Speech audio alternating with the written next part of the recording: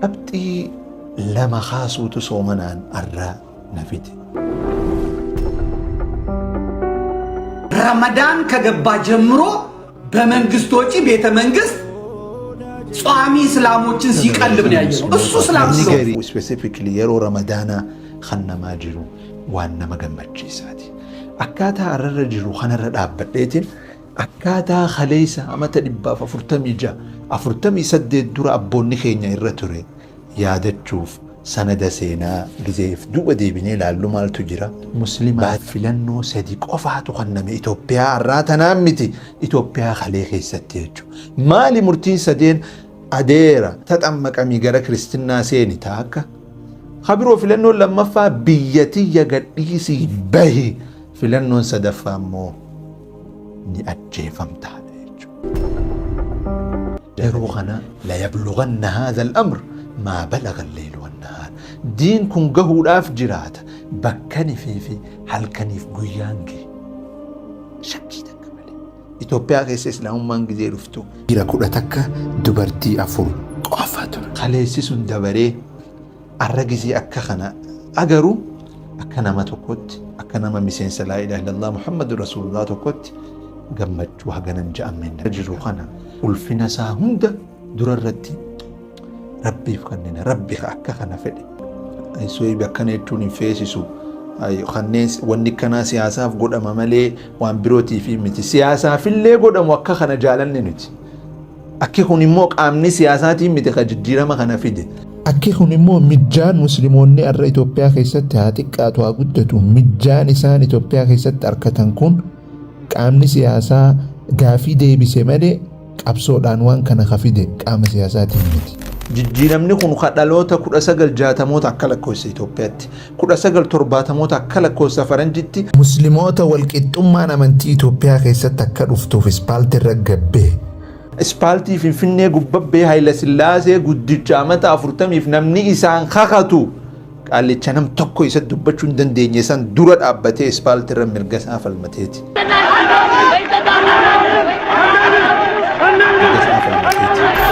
ulfina fi khabajni zalaalam khan abboota keenya khan manguddota baale keessatti walqixxummaa amantiitiif qabsaawee guyyaa irraa kan akka agarruuf xurree saaqeeti sababoonni qabsoon baddaa baale adeerran kiyya itti qabsoo jalqabaniif keessaa takka walqixxummaan amantii haa dhuftuudha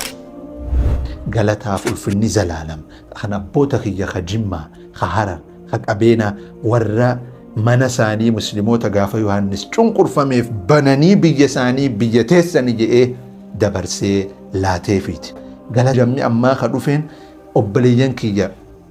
ilmaan Hasan Injaamotiif haa ta'u. Qaamni gaafii musliimootaa ta dhaloota irraa dhaloota dabartee arra geesse kana milkeessuu keessatti yookaan gaafii tana deebises galata qaba obboleeyyan kiyya ka mattu. obboleeyyan kiyya ka Wallaggaa obboleeyyan kiyya ka masjida arattanyaa hulaa duratti mataan isaanii facee gaafa qabsoo dimtsaachin isamma isaaniif haa ta'u akkasuma galanni ulfinni daangaan qabne adeerran kiyya ka Shaashamanni irra dhiini isaanii gaafa dimtsaachin isamma lola'eef haa ta'u obboleeyyan kiyya ka Walloo caasaa hoggansa Yohaannisiif Minilik keessa sabbaree amantii Islaamaa immoo dhoyfatee asiin gaheef ulfinni zalaalam isaan haa dhaqqabu akkasuma obboleeyyan kiyya ka Qabeena obboleeyyan Somaalee Sayyid Muhammad Abdullaahi Hassan akkasuma gamanaan Shojolee akkasuma gamanaan Shikdam of Asoosa warra keenya ka Benishaangul akkasuma muslimni existential crisis irra jiru azmaa wujudiyyaa irra jiru garuu waa hedduun nuuf muslimni arrallee taanaan assignmentii gurguddaa isa eeggattu ta karaa nagayaatiin gaafileensaa deebi'uu fi qabdu dila tokko jira haga arraatitti nama saalfii takka malee masjida rabbii guyyaa adii doozariin jiisutu caasaa mootummaa takka keessa jira haga arraatti warra saalfii takka malee musliimoota gabataa barnootaa waan jaaniin kan barnoota irraa dhiibuutu seektara ministeera barnootaa keessa jira qaamota jibbaa islaamaa dhoyfatee jira kanarratti dalagee qaamni dhimmi ilaallatu qaama mootummaatis yoo ta'eef keessaa baasuu danda'u qaba Itoophiyaan ahadaawinnatiin akka duriin deebitu amma hutesan namni Itoophiyaa dur fedhe unu annaasiis kitaaba tokko nin qaba kibra nagastii fi fitaa nagast maal isiniifin kanna Itoophiyaa dur dubbisa arabaha malee Itoophiyaan dur sun hin deebitu Itoophiyaan haaseewwanii hin deebitu kana xiyyeeffannoo keessa galchee if keessaa baasuu qaamni mootummaatis qaamni morkotaatis warra jibbaan islaamaa onnee waliin malaasteetu jira sanis if keessaa baasuu danda'u qabu.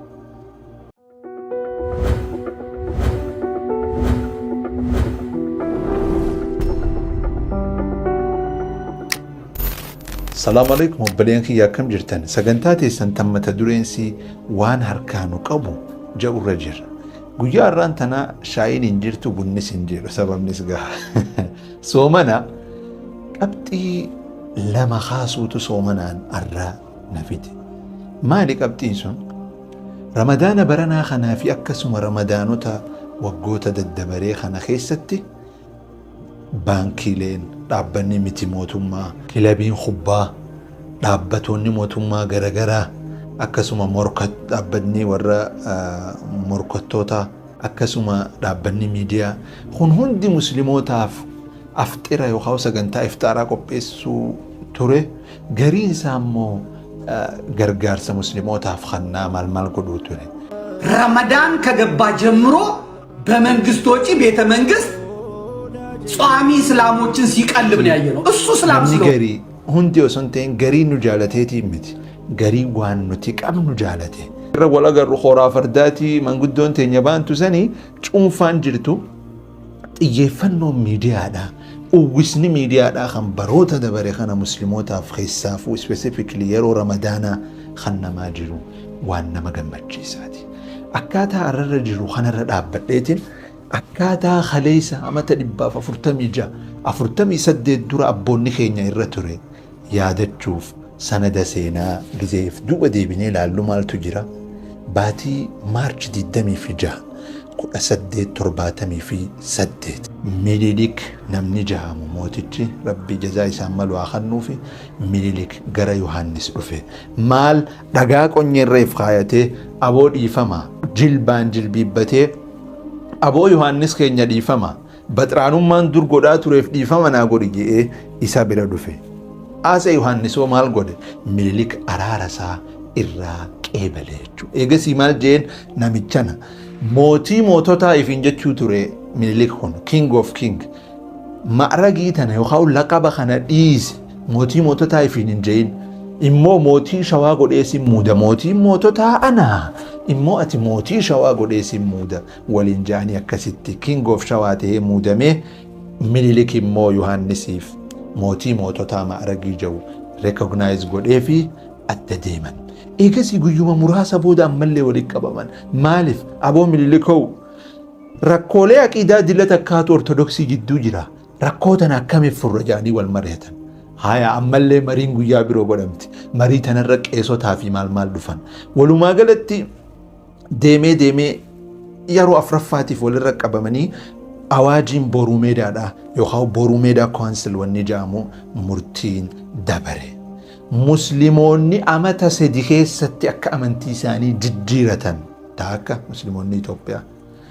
warri paagaan jennuun kun immoo paagaan jechi jiru kun qoteeshina keessa naa ta'u jecha kiyyaan miti warri paagaanonni kun immoo amata lama keessatti akka amantii isaanii jijjiiratan murtiin irra murtaa'e muslimaaf filannoo sadi qofaatu kenname Itoophiyaa irraa tanaan miti Itoophiyaa kalee keessatti jechuudha maali murtiin sadeen adeera yookaan taxamaqnaa wada kristinaa gibaa taxamaqamii gara kristinaa seeni taakka habiroo filannoon lammaffaa biyyatiyya gadhiisii bahi filannoon sadaffaa immoo ni ajjeefamtaadha jechuudha yeroo kana Minilik walitti qabee warra iluu kana dhaqee mariisise hoggantoota muslimaa hawalla obboleeyyan kiyya jechuudha maal baay'ilama seeneef garii isaatiin hoggantootaaf aboo amantii kiristaanaa yoo qabaattan aangoleen isin qabdan tun dajjaazmaach haa ta'u akkasuma laand loord haa ta'u aangoleen xixiqqoon isa qabdanii fi gurguddoon qabdan tun isiniif waarti namni isin tuqun jiru amantuma tana qofa qeebalaa waan ja'u irratti nama kakaasaa ture walumaa galatti ummata tokko kalee filannoon sadi qofti kennameef ummata tokko hatti yaadamee ikonomii keessaa bahuu ture. Maal jechuu ture Haile Sillaaseen seera dahoo gorodhaa musliimoota naggada keessaa baasaa. Poolisiin jaamtu haga nurratti deemsifamtu ummata gahee ture. Ummata hiree barnootaa hin qabne, ummata wattaaddara ta'uun hin ayyamamneef silaa bar wattaaddarummaan bakka wareegamaatiimi. Egaa bar bakka tanaan lubbuu tana hannuu deemta. Kana hannuun hin ayyamamu muslimaaf. Akka muslimni kun Itoophiyummaa isaa tanaa'u shakkii keessa galchu. Saa idaanuu ani ingidaadha yookaan keessummaa malee maal jee akka yaadu nurratti dalagan. Ummata tokko kaleessisuun dabaree arragisii akka kana agaruu akka nama tokkotti akka nama miseensa laa ilaaha illallah Muhammadu Rasuulullah tokkotti gammachuu haganan ja'ameen dhaga'ama.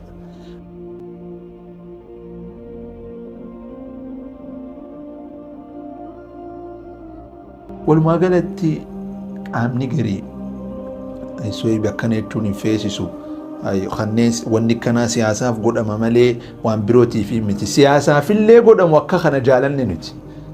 Akki kun immoo qaamni siyaasaatiin miti kan jijjiirama kana fide. Akki kun immoo mijjaan musliimoonni har'a Itoophiyaa keessatti haa xiqqaatu haa guddatu. Mijjaan isaan Itoophiyaa keessatti argatan kun qaamni siyaasaa gaafii deebise malee qabsoodhaan waan kana fide qaama siyaasaatiin miti. Gaafii deebisuuf immoo haa galatoomu namni hundi qaamni marte. Jijjiiramni kun dhaloota 1960moota akka lakkoofsa Itoophiyaatti 1970moota akka lakkoofsa Faranjitti musliimoota walqixxummaan amantii Itoophiyaa keessatti akka dhuftuuf ispaaltii irra gabbee. Ispaaltii Finfinnee gubbabbee Haile Sillaasee guddicha amata 40f namni isaan kakatu qaalicha nam tokko isa dubbachuu hin dandeenye san dura dhaabbatee ispaaltii irra mirga isaa falmateeti.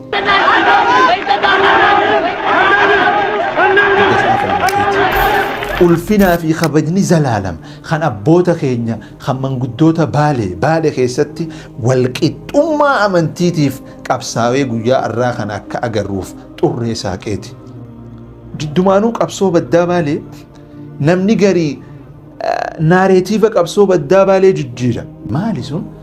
Akka waan qabsoon baddaa Baalee qabsoo sabaa qofa turteetti naareet godhamaa ture. Soba wanni sun. Sanada seenaa gara gaggalchaa sababoonni qabsoon baddaa Baalee adeerran kiyya itti qabsoo jalqabaniif keessaa takka walqixxummaan amantii haa dhuftuudha. Akka waan kasabaa qofa laaltanii galata jara kanaa ajrii jala kanaa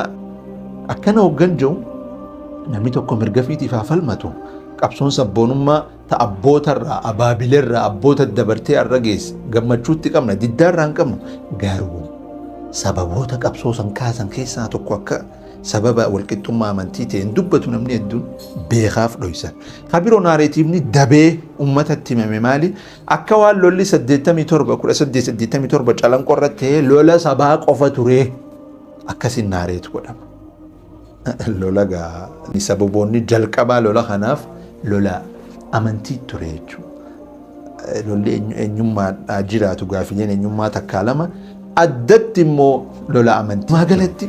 galanni kan abboota kiyya kabaddaa Baalee keessa qabsaaweeti har'a guyyaa kana nu garsiiseeti. Galataa fi ulfinni zalaalam kanii fi obboleeyyan kiyya haafizoota calanqoo irratti dhiigni isaanii dhangala'eeti. Abboota kiyya murtii guutoo dhiigni isaanii walqixxummaa amantii fiduuf akkasuma amantii teenya dabarsineen kanni nu ja'anii sarbaniiti. Xurree isaan saaqantu har'a fide. Galataa fi ulfinni zalaalam kan obboleeyyan kiyya Jimmaa yerooni fi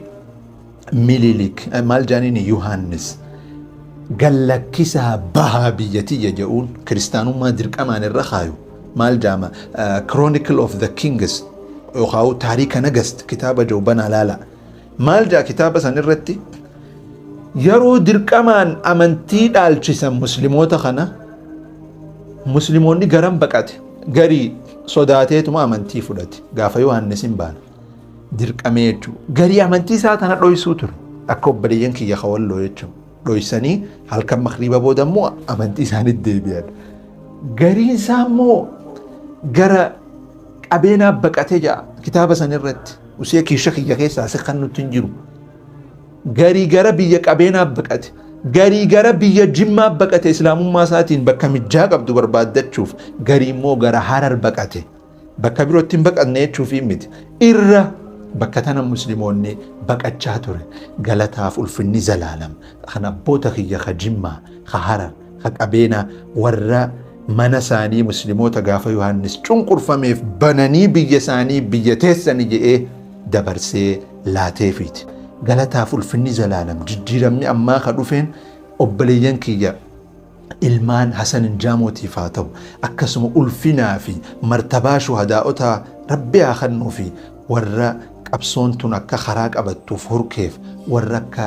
maatii fi shanyii Xalhaa Jaafariif haa ta'u obboleeyyan kiyya ka mattu obboleeyyan kiyya ka wallaggaa obboleeyyan kiyya ka masjida araattanyaa hulaa duratti mataan isaanii faca'e gaafa qabsoo dimtsaachin isammaa isaaniif haa ta'u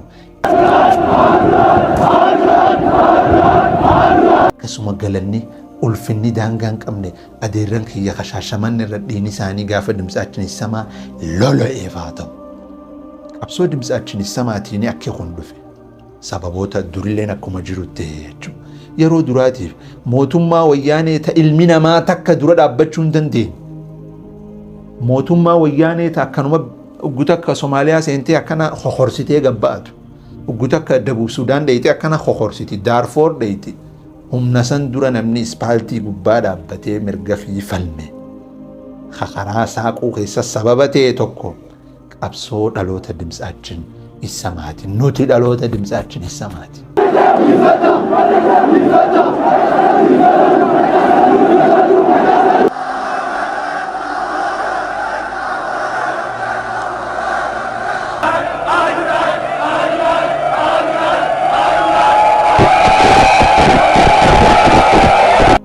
isin warri umrii isaanii amma 30 gadi dhaloota dimtsaachin isamaati warra dimtsaachin isamaa keessa laffa'ee guyyaan kun akka dhufuuf ifaajee isaanii bahate laal sansalata abbootaati gaafa sirraa dhufe gaafa Xalhaa Jaafarirraa gaafa Hasan Injaamorraa gaafa adeerran kiyyaaf obboleeyyan kiyya kabaddaa Baalerraa gaafa calanqorra dhiinii harceerraa akkanuma dhufe lama eegasi Haji Muhammad Saanii Habiibii fi komitee isaa maraaf galanni zalaalamaa ta'u akkanuma dhufe laal sansalanni kun dhaloonni dimtsaachin isamaa dhufe dhaloonni dargii keessa hurkee dhufe akka kun dhufe jechuudha ulfinaa fi waan ammarra jiru kana ulfina isaa hunda dura irratti rabbiif kanneen rabbi akka kana fedhe lammaffaa irratti dhiiga abbootaa akkasuma dhiiga obboleeyyanii harjee dhiiga biyyootan tuqin hedduu jira obboleeyyan kiyya galanni obboleeyyan kiyya hawalloo hacaasaa hoggansa Yohaannisiif Minilik keessa sabbaree amantii Islaamaa immoo dhoyfatee asiin gaheef ulfinni zalaalam isaan haa dhaqqabu akkasuma obboleeyyan kiyya haqabeenaa obboleeyyan Somaalee Sayyid Muhammad Abdullaahi Hasan akkasuma gamanaan Shojolee akkasuma gamanaan Shikdam of Asoosaa warra keenya ka Benishaangul akkasuma warra naannoo Amaaraa warra naannoo Booranaa akkanuma oofiga walii hidhaadha galanni kanaatu kana fide immoo qaamni gaafii muslimootaa ta dhaloota irraa dhaloota dabartee arra geesse kana milkeessuu keessatti yookaan gaafii tana deebises galata qaba garuu isaanii takka takka taa'isaabuuf warra karaa kanarratti laffa'e qaamni musliimoota kabaje hundi haa galatooman as booda Itoophiyaan qaamni takka qofti amma namni garii wanne jechuu mala akkamis wayii beekana itti wanni kun siyaasaadha siin galooti wanni ati dhimmamtuuf waan birooti Itoophiyaan akka ati arkuu feetuu ta birooti kun sitti mul'atu bakka amantiin ta abbaati ilaalcha jiru qabda waan ta'eef amantiin ta rabbiiti as amantii rabbirraa nu kennamtee beeyna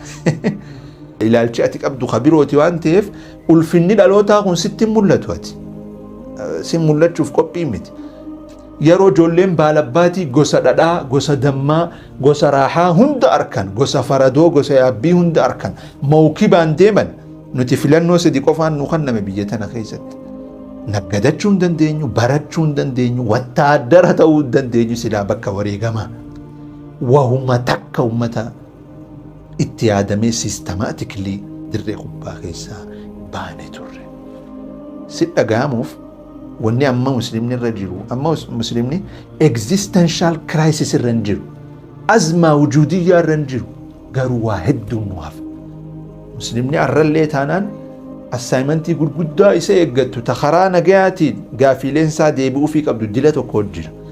haga arraatitti nama saalfii takka malee مسجد ربي قيا أدي دوزري نجيسوتو جاسا موتما تكا تكا خيسا جرا هاقا الراتي ورسا الفي تكا ملي مسلموتا قبتا برنوتا وان جانين كان برنوتا الرا إيبوتو سيكترة